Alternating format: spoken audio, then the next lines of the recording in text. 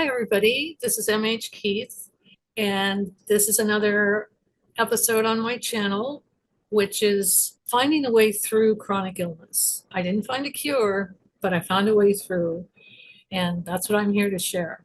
Today, I want to talk about Ashley's fibromyalgia. Ashley's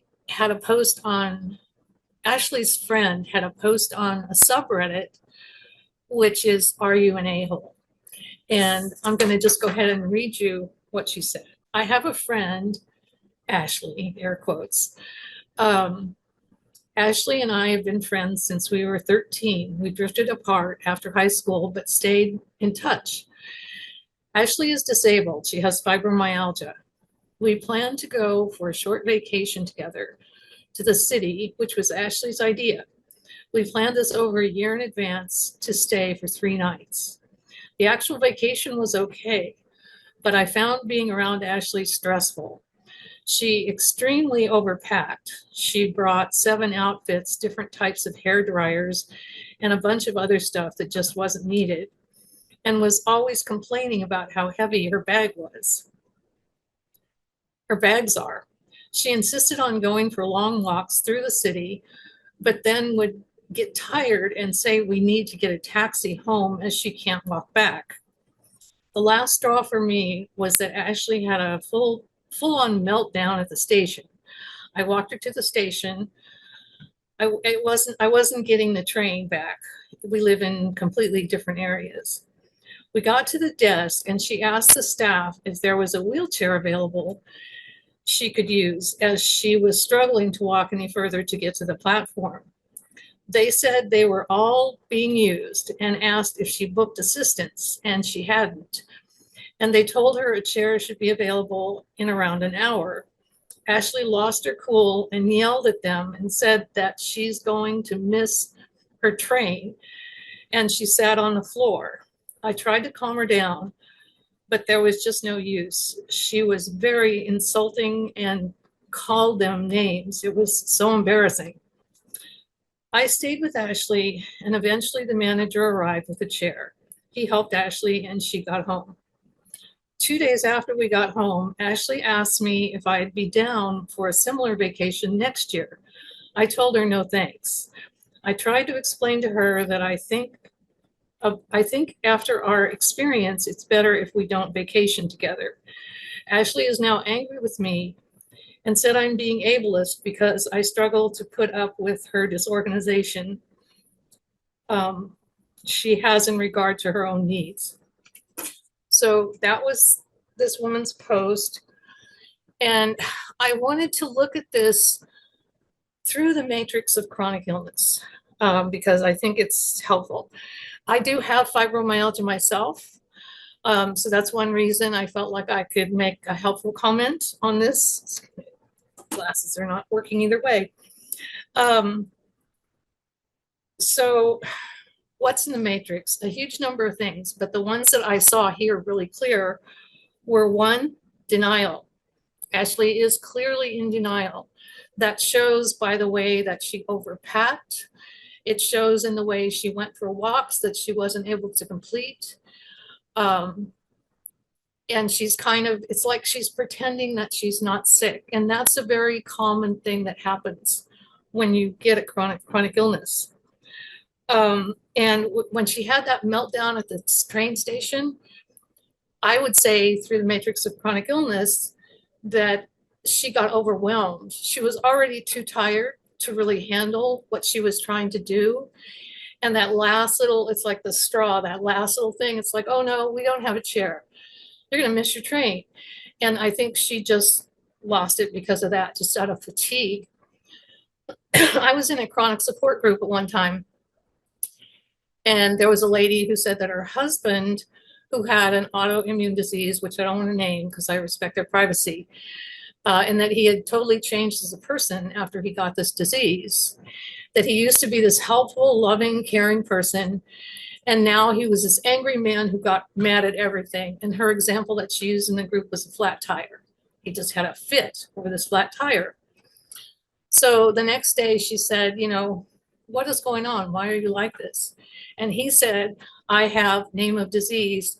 I cannot stand one more thing to go wrong. And this again is very common, especially when you're first dealing with a chronic illness, because what is happening is that your body has broken and it can't be fixed. Chronic is like a neutral way of saying incurable. And it's very easy to get overwhelmed when you're dealing with that. And I want to say fibromyalgia sucks. It's this muscular pain that nothing fixes. And people don't realize that you're walking around 24/7 with that. It's constantly draining your energy. And when you go too far, it's just like somebody opened a hatch somewhere and your energy just drains out and you have nothing left. And if you're in a public place when that happens, that's a very bad thing to happen. The fourth thing that I see in this sad post is the social damage that you get with a matrix of chronic illness. I looked it up one time, and it was about 10 years ago. I wanted to know what the divorce rate is when one partner becomes disabled. It was 75%. And that's the latest statistic I have because I couldn't find anything current. So you also tend to lose your friends. And the reason is because, especially America, but probably everywhere, it's all about time and place. We're going to go have lunch at 2. We're going to the gym at 7 a.m. Well, when you're in the matrix of chronic illness, time has a completely different meaning because the only thing time means is, can I do this or not? So after a few times of not being able to make lunch, not being able to hold up your end, which is kind of what happened in this example, that friend goes away. And that's the other reason I wanted to comment on that, because I think the saddest thing to me is the social damage that happens just because people are in two different universes almost in how they're seeing things. So what I wanted to finish with is like, here's how it could go. They could have a conversation and Ashley's friend would go to her and say, I know you would like to go on vacation with me again, and I'd like to talk to you about some of the conditions we could make to make the trip go better. It's really important not to say you, because if you fire up that person's denial, they're going to get really defensive. So you kind of have to be the bigger person and not say anything directly, because that just doesn't work with denial. People just get mad. So the first thing would be the suitcases. She could say to Ashley, I think, I could see you were really struggling with the suitcase. And I think next year it would be good to get a good suitcase with rollers on it, because carrying anything with fibromyalgia just is so exhausting. And also, we need to agree on a weight limit that's going to be on that suitcase. Maybe we can get a scale and just weigh it.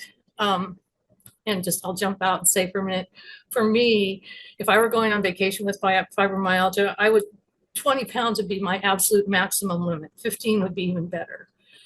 So that kind of eliminates that source of stress. The next thing she could mention is, I saw that when we walked, it was too far for you. And I don't know how far they walked, but maybe take that as like too far. And when we plan our walks, to make them shorter, or if we want to take a long walk, let's set it up so we can rest in the middle. We can go to the park, we can have lunch, then we can finish the walk. And then if you're too tired, it's fine if you want to take a taxi home. There's nothing wrong with that. But I may or may not want to do that as well. The last thing, and this is part of the matrix, you don't want to ask for help. Because if you're pretending there's nothing wrong with you, you don't need any help, right? So the thing to say to Ashley would be, we need to make sure that we have every single stop covered in terms of booking assistance if you need it. You may need it, you may not need it, but that way we're covered. So to me, that's how I got through the matrix. I had to learn how to look at things differently, see things from other people's point of view, but most of all, I had to see it as it appeared to others, my behavior, and that people don't always realize or understand what it really means to have a chronic illness, and that's no one's fault. Her friend is not an a-hole. She is, not a drama queen. She's just trying to deal with an illness, and it's overwhelming at times. So that would be my hope for these two. I hate to see them lose a friendship they've had since they were 13 years old over something that can be fixed. So those are my thoughts, my reaction today. And time to like and subscribe. It took me, I don't even know how much over 5 years, but I know it took me at least 5 years to get this channel done. It's been a monumental effort. And now I need your feedback and your help to make sure that I can help the people I want to help. There's tens of millions of us out here. I want to do what I can. Okay, thank you. See you next time.